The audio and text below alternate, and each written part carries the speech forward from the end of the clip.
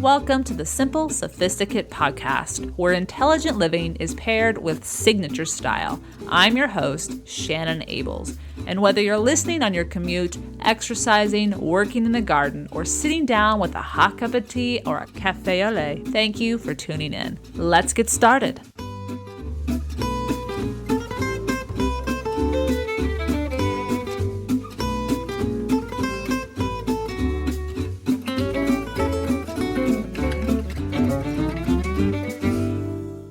Welcome to the 253rd episode of the Simple Sophisticate. Today's episode is going to be a French-inspired episode through and through, from the topic that we discussed for most of this episode, as well as this week's petit plaisir. I can't help it.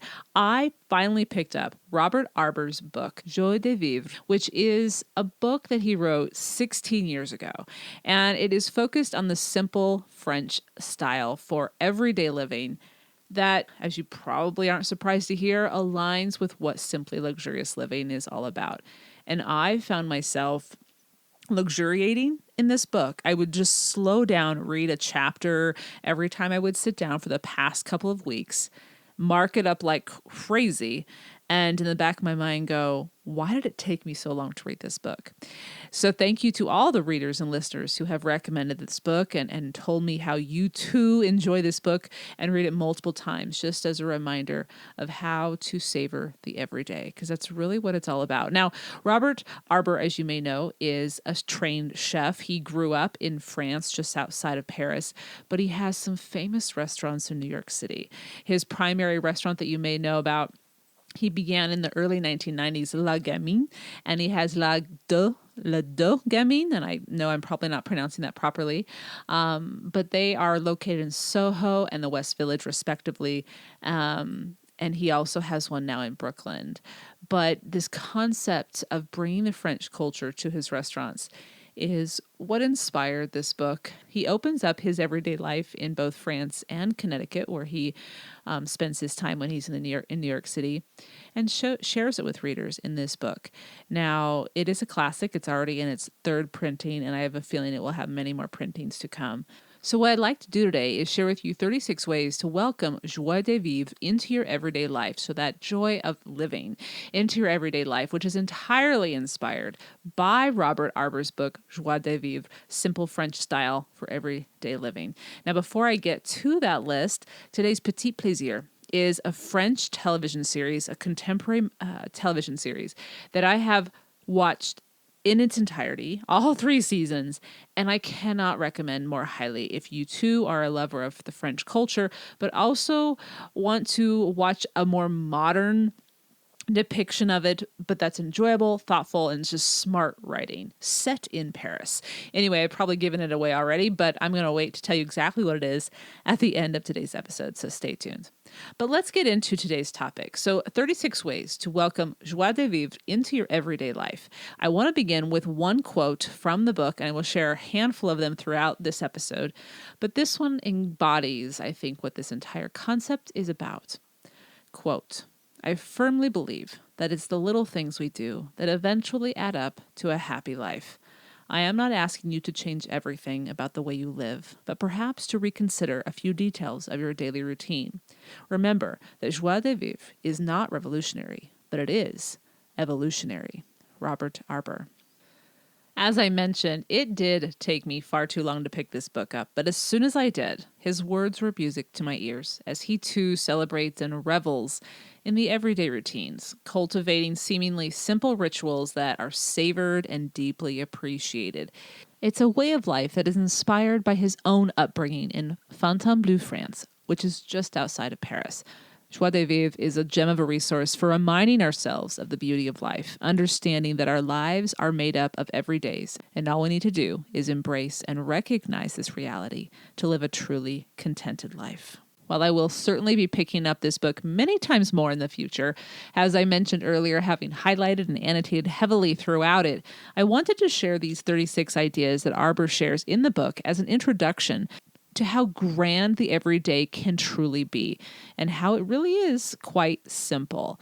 So here we go. Let's just dive right into it, starting with the beginning of the day. Breakfast. Enjoy it as he recommends alone, or if you're going to enjoy it with someone, enjoy it with a very close friend or someone you like. Even as a father and a husband, he enjoys his time on his own every single morning because it helps him set, as we would call it in the States, it enables him to set the intention for the day. And I like how he describes it. It is your time to personalize the day. He talks repeatedly about how Americans, in his observation, have tend to rush through breakfast. Now, granted, he wrote this in the early 90s, but I don't know if as Americans we have changed that much as a whole. I think more of us are becoming more aware of it, of how to slow down and savor. But I think this is a good reminder to make sure that our breakfast is slow, it's something simple, but it's not rushed. So that's number one. Create a breakfast ritual. Make it your personal time of day. Number two, savor the buttery goodness of a croissant on the weekend or for special occasions. Now, typically the French will enjoy their baguette or their tartine every workday morning, but it is on the weekends, especially on a Sunday, that the croissants, I should say, are enjoyed because they are fantastically buttery and delicious. But they are fantastically buttery and delicious. I know I truly enjoy this ritual. I try to save mine until Sunday, but I look forward to that Sunday every single week. And I share a picture of one occasion that I've enjoyed a croissant. But if you follow me on Instagram, you know that it happens quite frequently. Just simply follow hashtag TSLL Sunday morning, and you will see all the different images and how frequently it happens. So that's number two. Number three, this is going to be simple, but it's going to be something that elevates it. Simply use cloth napkins for everyday dining. Now, it may seem like a bit of an extra bit of work because you're going to have to launder them, but it's something to think about. If it's something that's important, why not? It's like bringing out the china or using the fine bone teacups and saucers as well. Our everydays are just as important as those special occasions. So maybe go to a secondhand store and find some linen napkins there so they're not a terrible expense, so you don't feel bad if you do stain them, but at the same time, why not if you have them? Have you been using them? And if you haven't, why not? That's number three. Number four is very similar to number one, as I probably should have just put them together. But with this whole idea of breakfast, a breakfast routine, and bringing in the cloth napkins and saving the croissant till Sunday, whatever it is you enjoy on an everyday basis, create this beautiful routine, as I mentioned earlier, to give a quick thought to each day's potential. So again, making it something that lasts, that doesn't have to be rushed. That's number four. Five, with regards to the food that we're going to eat, he suggests, and I could not agree more, is to cultivate your own potager, which is simply a vegetable garden, so that you can grow a few things to eat fresh. And just grow what you love to eat and share. Don't feel that you have to grow lettuce if you don't usually eat a lot of lettuce. If you do eat a lot of lettuce, plant all sorts of varietals of lettuce. If you love onions, plant onions. If you don't like carrots, just because everyone seems to have carrots in their gardens, don't feel like you have to. This is a garden, as he described, and I think this really just for me took the pressure off for you to enjoy at the ready. This is something that is not for growing mass amounts of food. This is for you to go out in the garden, grab it right before you start making your dinner or lunch or even breakfast, and just adding it to your meals. So having this opportunity to see what you've planted grow, and then you get to enjoy it and share it with those that you're going to share your meals with, is a great way to elevate the everyday. So that's number five. Cultivate your own potager or vegetable garden. Disperse flowers throughout your potager. Now, this may sound contradictory, but there are fantastic reasons why you should bring in beautiful flowers, whether they're perennials or annuals, into your garden. Number one, some of them are going to keep away the bugs that you don't want in your garden. So marigolds are fantastic for this, as he suggests. And there are many others. I'm not an expert in gardening. I'm continually learning, but that's something to consider. But also, it's a wonderful way to bring simple beauty to your garden. Just doesn't have to be perfectly placed in rows. It doesn't have to be a ton of different things. Like I said, just plant what you love, but also plant the flowers you love as well, right there. Those ones that enjoy the sun, because your garden's going to probably need a lot of sun based on what you plant. And so too, you're going to want to plant flowers that love a lot of sun. So that's number 6. Number 7, place your fresh, delicate vegetables and fruits, such as tomatoes and zucchini blossoms and most fruit, into a ceramic compote on your kitchen counter to remind yourself to use them immediately. Now, I have a couple of compotes in my kitchen now, as I've talked about in previous episodes and on the blog, and I've shared a picture of one of them on today's show notes if you want to take a look. But not only does it remind you to use them soon, if not today or the next day, but it also is beautiful because it adds a bit of Mother Nature to your house. It's not a fresh flower bouquet, but it's just as awesome because it's usually very colorful and it's fresh, and it's going to be constantly rotating and perhaps inspiring your next meal. So that's number 7. Place your fresh, delicate vegetables and fruits onto the counter, perhaps in a ceramic compote. Now what I'd like to do is share with you a quick quote from the book with regards to this everyday enjoyment. Quote, "A big part of comprehending joie de vivre is understanding that enjoyment in day-to-day is the true key to happiness. Finding happiness in small things means that ordinary days are filled with pleasures rather than obligations. Joyful anticipation of life's everyday events is part of bringing joie de vivre into your home in a lasting way." All right, number 8. Along with growing your own potager, grow your own herb garden as well. And you can grow these herbs right in your potager. That's absolutely fine, but you don't have to. You might want to put them close to your kitchen, outside, or maybe even in your kitchen in small little pots. It's up to you. And there are many different herbs that you might want to include. And he suggests a long list of them in the book, but it really depends on what you like to cook with and what grows well. As long as there's a lot of sun and it's not freezing outside, you should be fine for everything, but there are some that are hardier than others. So that's number 8. Grow your own garden of herbs. Number 9. Oh, I appreciated this comment so much, and it's something I think we've talked about here on the podcast a few times. Make food shopping enjoyable. There are a lot of ways you can do this. But I think the more you create this ritual around having to go shopping, because we all have to eat, and cooking can be fun when we make it simple, delicious, and seasonal. It does not have to be complicated. But look at it through a different lens. If you don't enjoy grocery shopping, consider what it is specifically about the shopping process that you don't enjoy. Is it because it's hard to find parking? Is it because you don't know what to buy? What is it? For me, I thoroughly enjoy my shopping for food here in Bend, Oregon, and I have wherever I've lived for the most part because I love coming home and going cooking.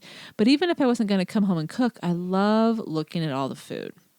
And here in Bend, there are certain products that I'm going to buy from certain shops. For example, I always love to go to my Trader Joe's, pick up the fresh flowers, and that's where I pick up some of the staple items, such as my lemons and my garlic and my shallots. They're cheaper there, and they're also quite dependable there. But I also love to go to my local produce market when it's open, which it's open about 4 or 5 months during the year, and it just opened here recently. I know the individuals that work there, and so that's fun too. You get to go chat and talk to people that you know, and it's small, parking lot as well, so it's not super crowded, which is nice. But then of course you have the farmers markets that open up. You might have a special cooking shop that you like to go to for specialty items. Examine what it is you don't enjoy about the process and try to tweak that out, and then design an approach that better fits what you do enjoy. If it's knowing the people behind the counter, then go to that store. If it's not, maybe you do like the hustle and bustle of going to a bigger store, then figure out a time of day that works really well with your schedule so you don't feel rushed doing it. And you can just kind of enjoy the wave of people because everyone's different. So that's number 9. Number 10, plain and simple, something we talk about often, especially on the Simply Luxurious Kitchen. Enjoy good seasonal food and revel in it. Oh my goodness, we could talk for days about this, and we have in the past, so I won't belabor this point. But when you eat real food in season, it's going to be flavorful. And when you bring out that flavor, your palate, your appetite will become satiated. You will not overeat. You will thoroughly enjoy what you're eating, and you will be eating healthily. You won't be depriving yourself. You won't be eating diet food. You'll be eating real food. And oh my gosh, that's what makes going to the markets during or throughout the season so much more enjoyable. So there are different ways to learn how to cook. If you don't feel confident in the kitchen, you could check out a handful of posts I've written on the blog. I also detail the basic skills to help you feel comfortable stepping into the kitchen for everyday meals in my new book that just came out in November 2018, Living the Simply Luxurious Life. So be sure to check that out. That's in chapter 12. Now, that's number 10. Enjoy good seasonal food and revel in it. Number 11. Welcome cheese into your eating regimen. Oh, yes, please. I tend to go to one particular grocery store or grocery market here in Bend, and I know the cheese guy, ladies too, because there's different people that work behind the counter, but there's just a few of them, so I tend to know them, and they tend to recognize me, and I'll ask, hey, did you get a new cheese in that you would recommend trying? Or I get to know the different creameries or cheese purveyors in the Pacific Northwest that they bring their cheeses to the store from, and it's been fun to explore. So if you haven't attempted to bring cheese into your eating regimen, I would, just encourage you to maybe give it a shot. Everyone has a different palate, but you might be surprised what you discover. And I have a different point in a few steps here in a minute of how to incorporate it into your eating routine. Number 12 is regularly frequent le marché, or the farmer's market, in your area when it's available and open. I love that time of year when the markets open up here in Bend. They just opened up the 1st of May, and they run through October. And as you probably know, I regularly share pictures when I'm there. Food is it's fun. And I'm always seeing new food that I could try. I'm always seeing food that I have seen but never tried, and I'm trying to encourage myself to try that. But this is where it really, truly can become fun. It's a social event. There's all sorts of different artisans and purveyors of food. And you just if you keep your eyes open, you can learn a lot. And it can really be an enjoyable experience. Bring your basket. Maybe wear a sun hat if it's in the middle of the summer. And just enjoy. If you're traveling to France, I have a post and a video on how to best navigate and enjoy the Provence markets. As I went this last summer, I went to many of them, and you'll see pictures of 4 different markets that I went to, 3 of them in the south of France and 1 in Normandy. If you'd like to take a look, I'll provide a link to that on the show notes. So here's a quote from the book.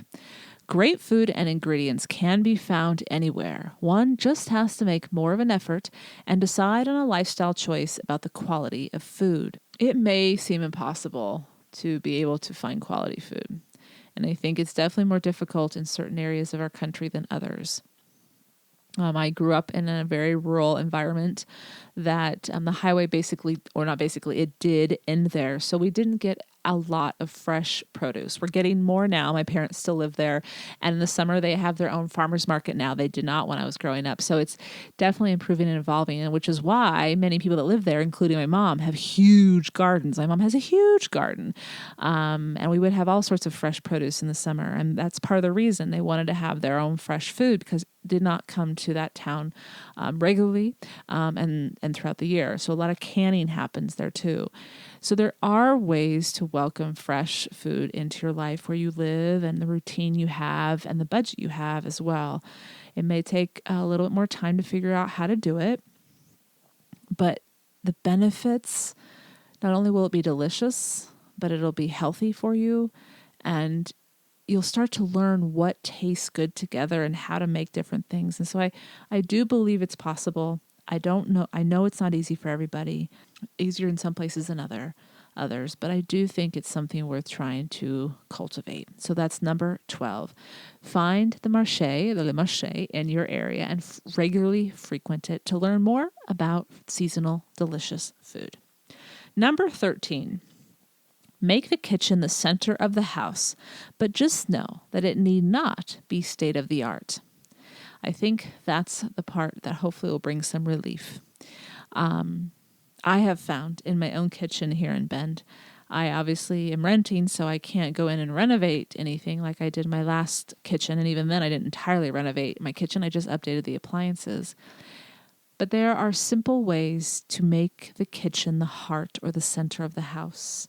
And you don't need top of the line everything to make that so. And he delineates this beautifully in his book, describing corner and nook by nook in his book, not to rhyme there unintentionally, and just describe how it just needs to be suited for the people who live there. The cook who wants to be cooking needs to have the tools that they need to make what they want, and that will be unique to each of us.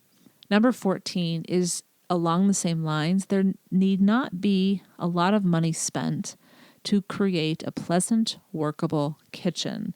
Now, I thought it was very funny in his book. He states very adamantly that he is not a fan of high stools that so many kitchens in America have when they have these tall islands and all these stools. He does not like it. It doesn't make for a convivial, relaxing spot. And I can understand what he's talking about. You can't rest, you can't sit back, your feet aren't touching the floor, which provides stability. And so therefore a high stool basically creates more of a immediacy, a quickness. It doesn't encourage you to stay and relax, whereas a chair with a back does. And so I like that thought just with regards to creating an inviting environment in your kitchen. He also suggests, and this is something to hopefully ease your mind and your budget, only purchase the equipment that you actually use. And when you do, make sure you buy quality so that it will last and take care of it. So he actually delineates in detail all the different items to either consider or a must-have. But again, it really is tailored to you as the cook or baker. He shares or suggests that you should have 3 to 4 pots with lids, a cast iron skillet, but keep it seasoned. So if you don't know how to season something, don't worry. It's not that hard. I've shared it in one of my cooking episodes. It's quite easy. Also, have a tea kettle on the stove for boiling water or making tea, something that's very homey and cozy and inviting. Have a Dutch oven or a cocotte. And then again, just buy the items that you need for the food that you cook. There are simple decor ideas that I share in a post I wrote a few years ago called Why Not Use Simple Changes to Transform Your Kitchen? And so if you're looking at ways to add a little bit more of a sanctuary feel to your kitchen, I provide a few ideas in that post. But just know it doesn't have to cost a lot of money to make your kitchen the way you want it, the way that you would feel most at home in it. So that's number 14. Number 15, have the basic cooking utensils stocked in your kitchen so no matter what the season, you can make what you enjoy. So these are the little tools, not the big pans and such.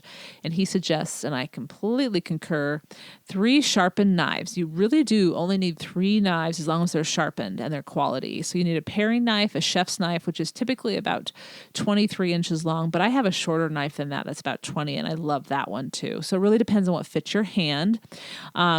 And I delineate how to use a knife in my cooking show this first season, if you want to check that out. And the third knife is a serrated knife for bread, especially if you are someone who adheres to the French culture, and having bread in the house every day is usually something you have. And so having a good bread knife is a must. There is a recommendation for at least 2 cutting boards, but really 2 cutting boards is all you need.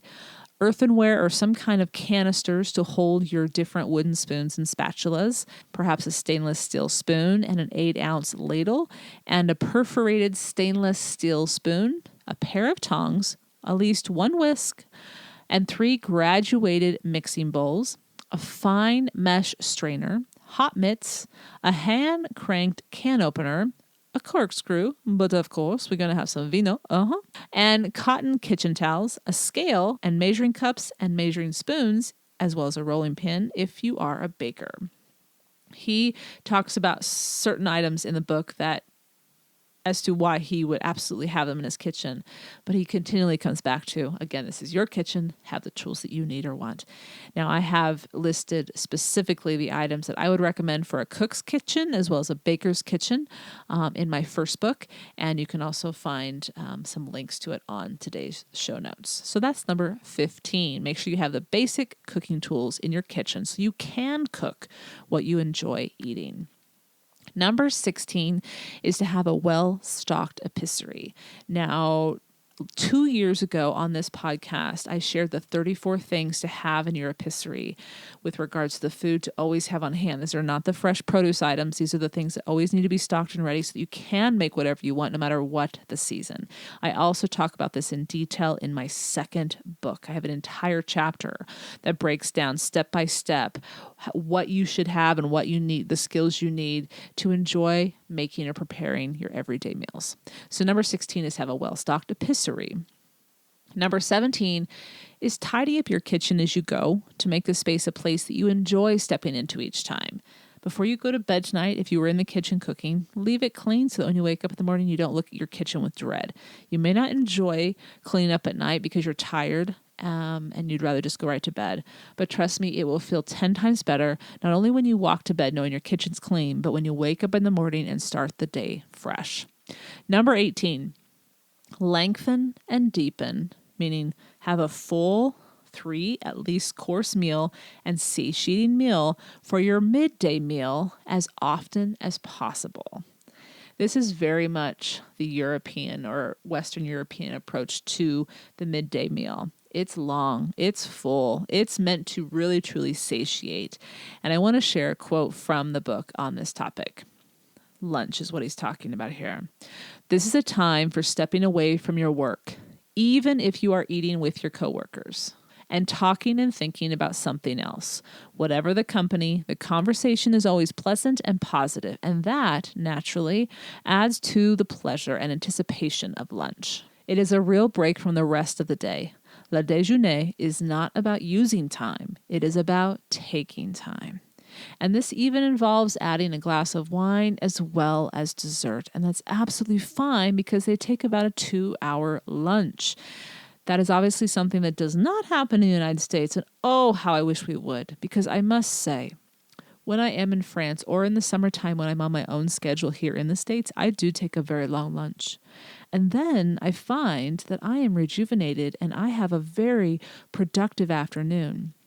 But I must admit that the afternoon, if I have a very short lunch, I tend to have afternoons that he calls them the afternoon blahs, but he's right. There's something about not fully giving your mind and body the time to rest and be rejuvenated and re-energized with that food.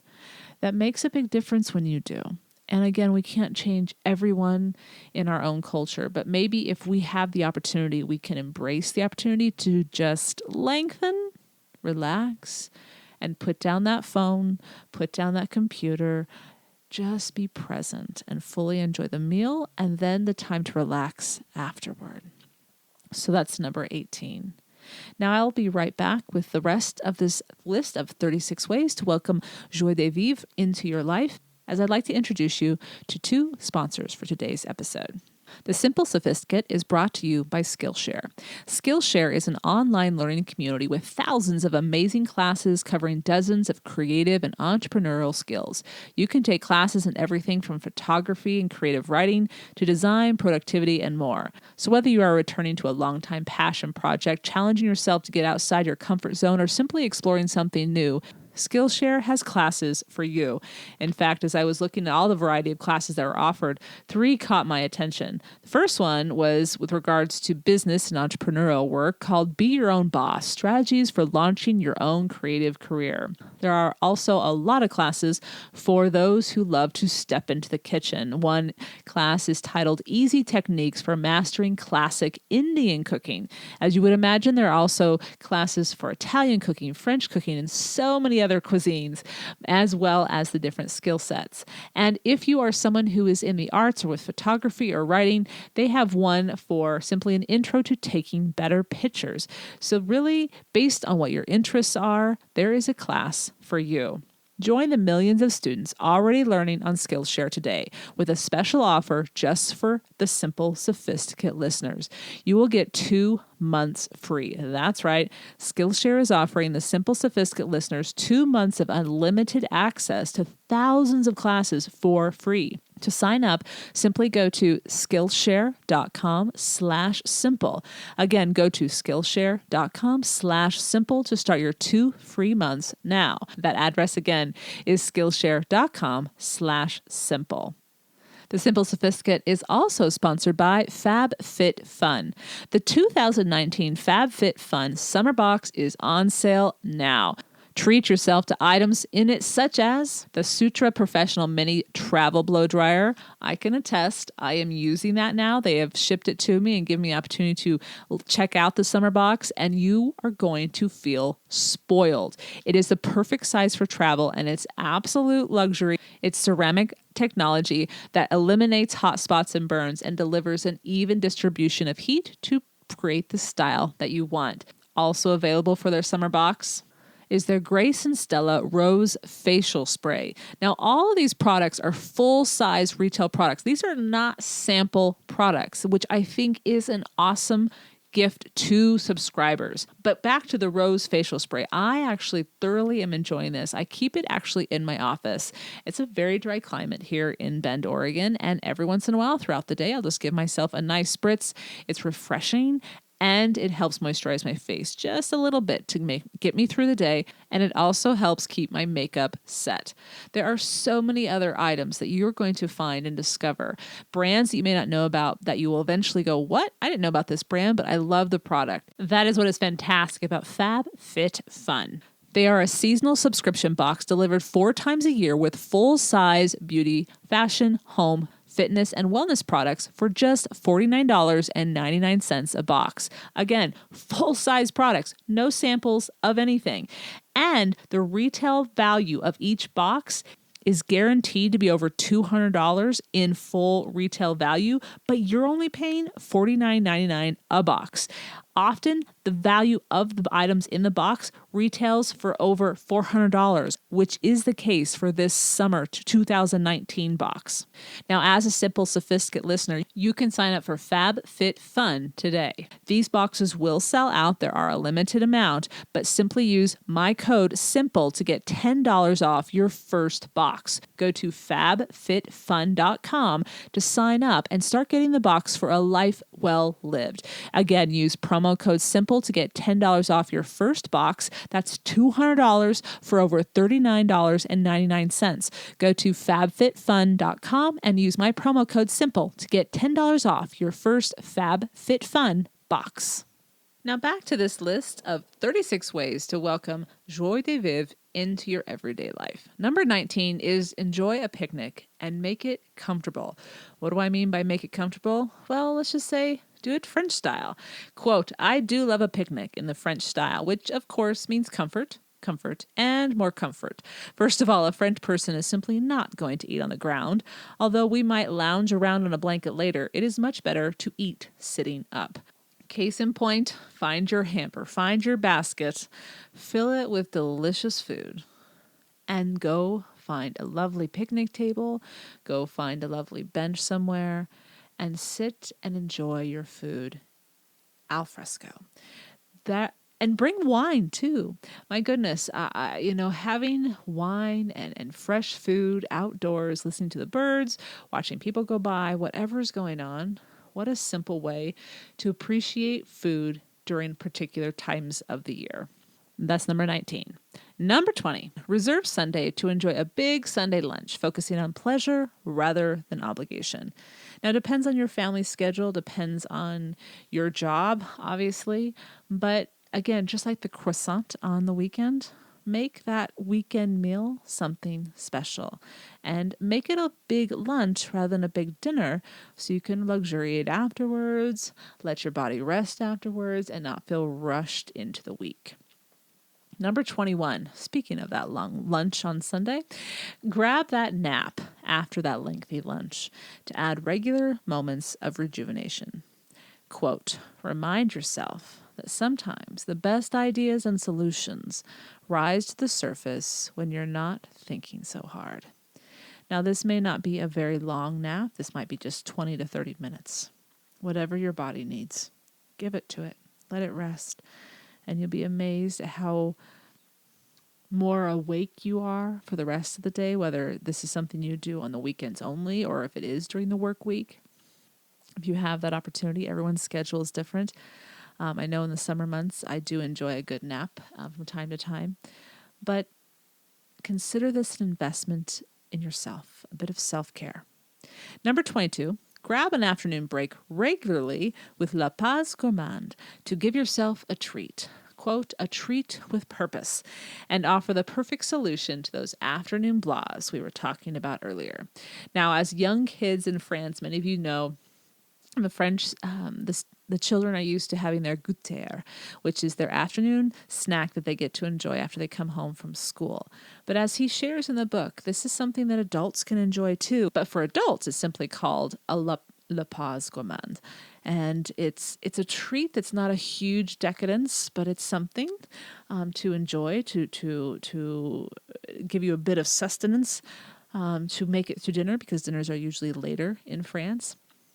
And it just, again, allows you to continue to enjoy the rest of the day and not just push through on fumes until you arrive at home grouchy. Hopefully that'll eliminate the grouchy part and, again, elevate the everyday. So that's number 2. Number 23, enjoy dinner in the dining room regularly and offer the opportunity to everyone to contribute. Maybe for some people, they love cooking, and so there'll be a couple people in the kitchen cooking, or maybe there'll be someone who's just slicing everything, or maybe there'll be someone who's simply going to set the table. Whatever it is that allows them to feel like they're contributing, it's not forced, it's simple enough for everyone to do. When we all contribute like that, it makes coming together all the more a community activity that you're all going to sit down and appreciate. All right, that's number 23. Number 24, unwind after dinner with a little dessert treat. We do mean little, not too grand, and partake in something you enjoy on your own or with others so that you can go to bed happy and content. Now, during the work week, as he shares, the French don't usually have dessert after dinner. As he mentioned, they may have dessert at lunchtime, but they probably won't have dessert after dinner. But if they do have something, it'll be something simple and sweet, but petite, just to kind of tell the mind to unwind. As I've mentioned before, I do enjoy having a dark chocolate truffle with my tea at the end of the day, to kind of tell myself that it is time to slow down and relax. But whatever works for you. Maybe it's playing a game of backgammon with your spouse or your son or your daughter. Maybe it's just, as he talks about, he and his wife like to sit down next to the fire in the winter and just catch up on their day after the kids have gone to bed. For other people, it will be taking a bath before they go to bed. There's so many different things, and everyone is going to have their own thing. But find your thing and look at it as necessary, not a guilty pleasure. All right, that's number 24, unwind after dinner. 25, share dinner with friends with a casual dinner party. And as he says, only invite people you truly like and don't overstretch yourself. His ideal number for a dinner party is 8. And I would agree, between 6 and 8 is a great number for being able to keep it casual, but also have all sorts of different conversations and different people that maybe want to meet each other or see each other again if they haven't seen each other. In episode 235, I shared 10 ideas gleaned and confirmed from my last dinner party, if you want to check that out. He shares a bunch of ideas too, and they're going to be shared here with the next few points. Number 26 is create a warm and inviting atmosphere, which means you need to be able to be relaxed and enjoy the evening as well. The goal, he says, is to have good food, good conversation, and good fun.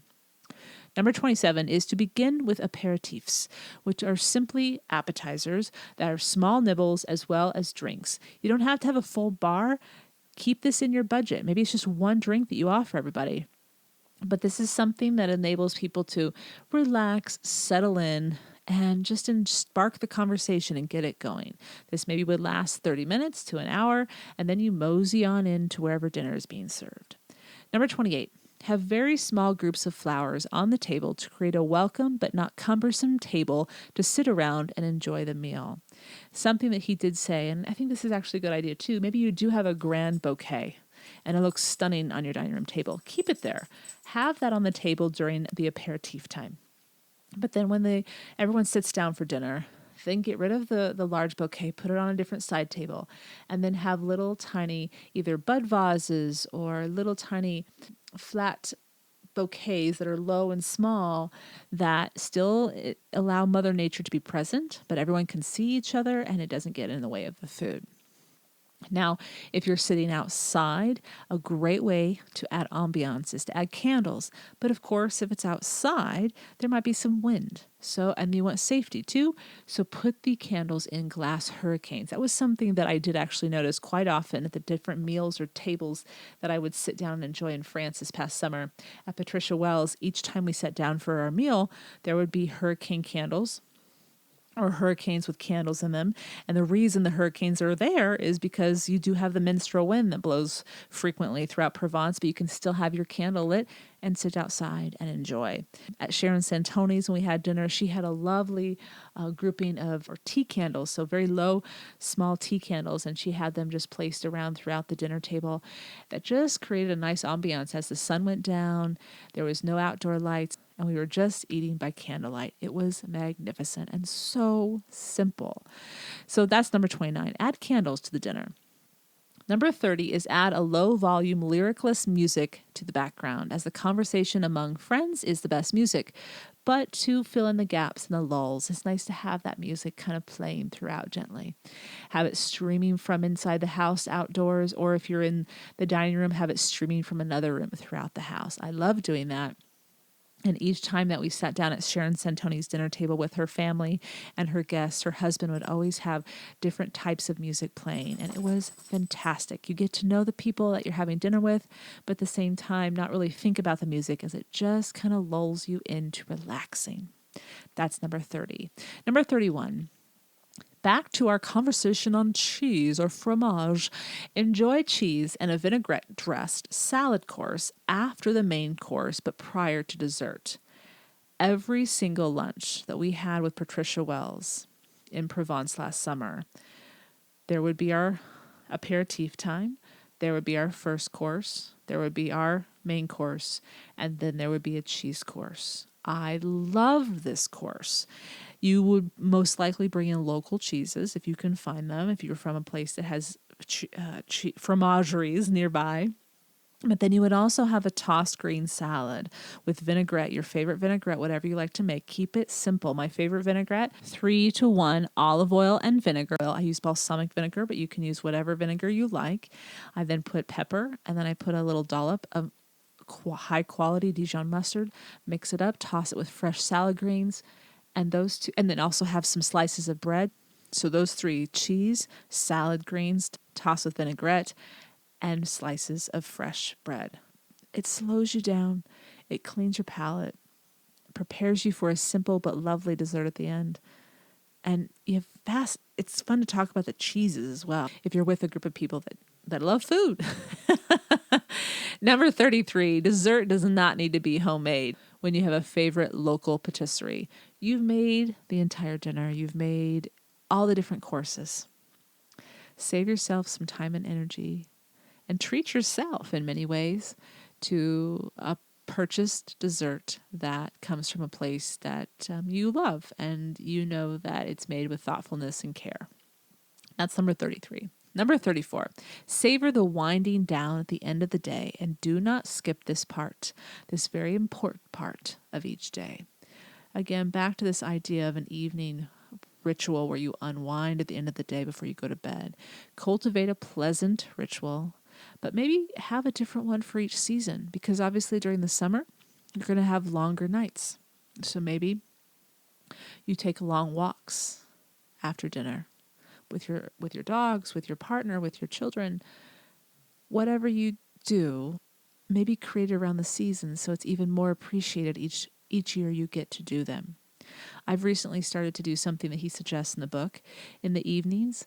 Because it's so warm, that's when I'll go around and water all my potted plants, check on my garden, make sure everything's going well if I haven't already been working in it during the day, and just sit out on the back porch and read.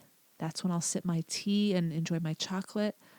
That has been a lovely ritual that I know that I really only get to do in the summer because the long days and the warmth, the boys are out on the porch with me and they love it as well. And they kind of just get ready for bed. So that's number 34. Savor the winding down at the end of each day. 35. Make lavender scented linen water to add an inviting scent to your bed linens. So you can make your own linen water. A simple recipe to follow for making your own lavender linen spray is you'll want about 10 drops of lavender essential oil, which you can pick up most likely at a specialty store. And you'll want however much vodka or witch hazel you use, you'll want twice as much water. So say you have 6 tablespoons of water, you'll want 2 to 3 tablespoons of vodka or witch hazel. You put those 3 ingredients together in a spray bottle, shake them up, and there you go. You have lavender linen spray. I love having that. I actually I put it on my sheets every time that I remake my bed, which is about every week, and there is something so luxurious smelling that scent before I go to bed. So a simple way to add an everyday luxurious touch to your nighttime ritual. And speaking of sleep, number 36 is just that. Invest in getting a good night's sleep every single night. It is something that's so powerful. And one of the questions that I often receive from people is, what's the first thing I can do to start living more simply and thus luxuriously? And I say, get a good night's sleep. A clear mind makes for an amazing good day the next day. And if you're sleeping well, it means things are going well in your life, or you know how to handle the things that are going on in your life. And so it really is not only a cause, so what can cause a good life, but it's also the effect of a good life. So a good night's sleep is something certainly to invest in. I want to share with you one last quote from the book. So we've just went through 36 ways to welcome more joie de vivre into your life. And there's a quote that he shares in the book about Americans. He says, Americans are fascinated with how the French managed to live so well and so contentedly in their ordinary day-to-day life.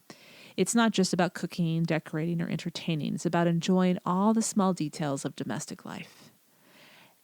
And with that, it really is simple. We don't need to complicate it. We just need to live more consciously. Slow down. Edit accordingly. Really live in a way that's thoughtful and intentional. And enjoy it. Because this is our one and only life. And it really can be elevated every single day.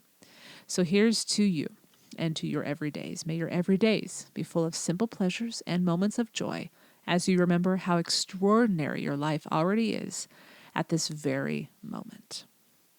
Now, I've included a couple of episodes and posts from the archives that are French inspired. I think all three of them are actually episodes. So I've included those 14 ways to eat like the French, which is all about savoring good food and not fearing it. 20 ways to incorporate your love for the French culture into your everydays, and the French way, how to create a luxurious everyday life, which is actually one of the most popular episodes of the podcast. Now, if you'd like to look at all of the French-inspired podcast episodes, I've provided a link to that location on the blog, because every time we do a French-inspired episode, it goes to this particular page so you can see them all in the same spot. Now, on the note of this whole idea of living a French-inspired life, the French Week, the annual Simply Luxurious Life French Week, the 4th annual is coming up, and it will be the 2nd full week in August, which means kicking off on Sunday, August 11th, the annual Simply Luxurious Life French Week will begin, and it's going to be a great one. I'm excited about what we're going to do this year, so be sure to stop by. All right, there's still more of today's episode, so I'll be right back with this week's Petit Plaisir.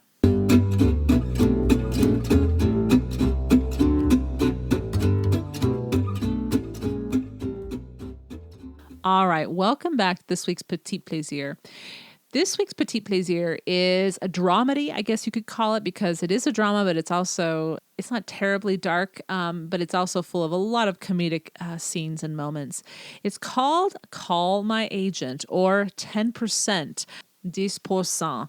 And it began actually, or premiered in 2015, and there are 3 full seasons of it available now on Netflix. And I, as I mentioned at the beginning of the podcast episode, have watched all 3 seasons in about 2 weeks. Okay. I'm just coming clean. Gonna be honest. But that should tell you right there. It was thoroughly enjoyable. It is entirely in French. It's set in Paris. Sometimes they go on location with their actors and actresses because they are agents to the stars in France. And so you'll get to go out in the countryside in France occasionally to different castles and chateaus, which is lovely. But for the most part, you're in Paris. And so you're in Paris in the last couple of years. And so you're going to see places you're going to recognize as if you've traveled to France. It is a lot of fun to follow the characters and the actors. And they bring in actual French actors and actresses. So, for example, there are going to be a lot of actors and actresses that, if you do know French films and French cinema, you're going to know them far better than I. But Juliette Binoche is in the series, as well as in the third season, which is the final season. Isabelle Hubert is in the third season, and she is fantastic in this episode that she's in. Has quite the sense of humor. Granted, they're playing themselves, but they're playing themselves, so it's tongue in cheek. And I think you're going to enjoy the actors as well that star in the series. For the most part, they kept the entire cast for all 3 years, which is impressive. Camille Cotin, she is actually going to star partially because of her success in this series, Call My Agent. She is now going to star in the French version of Fleabag, the British comedy Fleabag that's now in its 2nd season that everyone's raving about. They're making a French version of it, and one of the actors that is an agent in Call My Agent is going to star as the main actress in that French series that is going to, I believe, kick off here next year. Now, here is the trailer. It is all in French. Don't worry, it's all subtitled on Netflix. You don't have to turn anything on for subtitles. It automatically kicks on the subtitles. But here is the trailer. And while you may not know French, you probably get the gist of what's going on based on the tone. And, I guess just based on the tone. Here we go. Mon agence, c'est le petit bijou que tout le monde nous envie. L'hiver dernier, notre patron est mort, et depuis, le petit bijou, il est à vendre. Ah, bah alors, t'étais où? Je viens pour vous épouser, t'es pas là. Vous êtes désormais actionnaire majoritaire de l'agence ASK à hauteur de 60%. Pétillante, extraordinaire. Bravo. On marche sur la tête, là, faut pas coucher comme ça n'importe comment avec n'importe qui quand on sait pas s'y prendre. Hein. C'est très fort pour un réalisateur de se sentir désiré, surtout par vous. Ah non, t'as pas fait ça. Pourquoi on fait pas comme eux? Ils nous piquent nos acteurs? Eh ben, on va aller leur piquer leur plus grosse star. Quand je pense que vous m'avez arraché au bras d'une très belle femme... Vous êtes couilles? Je crie de joie à l'intérieur. Non, vous inquiétez pas, de toute façon, on n'avait plus de piles. Vous êtes frontal, hein? Tu stresses. Vous êtes très émotive. Moi, quand je suis passée des mecs aux filles, j'ai eu l'impression que je passais d'un bac à sable à un terrain de foot. Un bac à sable. Mais avec un gros château dedans, parce que t'as joui, ma vieille. Non, j'ai baillé, j'ai baillé sonore, comme ça. Oh! Vas-y, Noémie, casse-moi cette pouffe. On a que des merdes. Il faut réduire les salaires. Un décor de merde. Moi, si on réduit mon salaire, je peux m'acheter à peu près une chouquette. Un temps de merde. C'est quoi cette bande de petits bras? On est... Dans la merde. Vous vous démerdez pour me ramener au moins Julien Doré et Norman. Moi, ce que je veux surtout, c'est une voix. Une voix qui s'adapte à l'univers végétal et sensuel que j'ai écrit. Tu vois, avec des graves qui rappellent les racines de la terre et puis des aigus. Un peu comme l'acidité du feuillage. Sérieux, là? Je suis dans quoi comme genre de film? Un peu tout. Sinon, il y a des films que je connais. Vous voyez le grand escalier, là, tout rouge, et à un moment donné, elle sera dessus. Voilà. Voilà, je passe bien là. Le bijou! C'est pour moi une immense fierté de vous accueillir ici dans le plus bel endroit du monde, une salle de cinéma. Ah, j'aime ça, moi, les femmes qui pensent. Agent, rôle de métier, travailler dans l'ombre pour que les autres voient. Je pourrais pas, moi. Tu connais cette agence américaine, UBA? Je me disais que j'avais peut-être envie de l'acheter. Qu'est-ce que vous croyez? Nous sommes pas à vendre. Très gros bonus. Combien? Allez, 10 000 chacun. 15. 12. 15.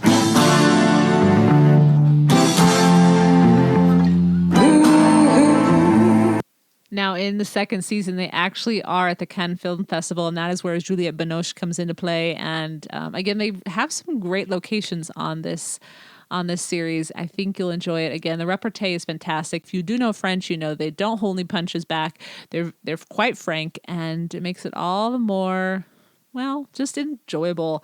And it's not a high-stress show, but you definitely have a bit of drama involved as well. So the show is called Call My Agent, and it's available on Netflix. There are 3 seasons, and I think you're going to enjoy. Tune in at the end of each Monday's podcast where I'll recommend a book, a film, or a recipe, anything that is a simple pleasure to satiate your sophisticated taste.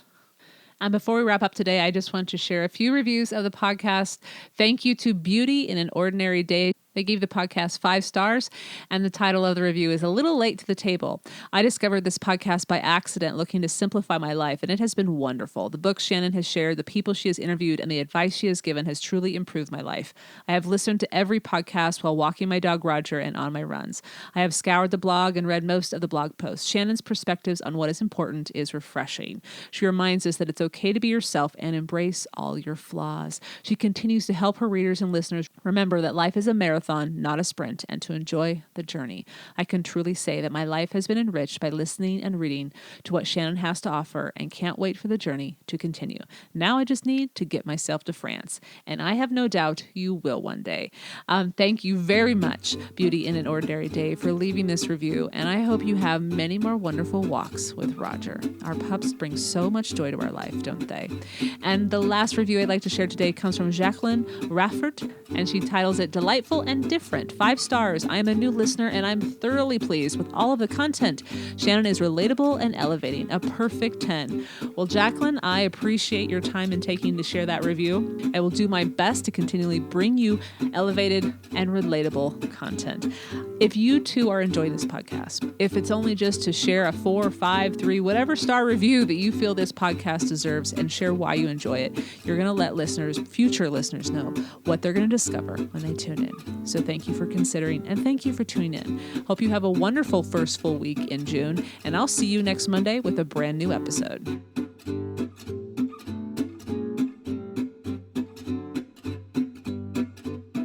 Thank you for tuning in to the Simple Sophisticate podcast, where intelligent living is paired with signature style.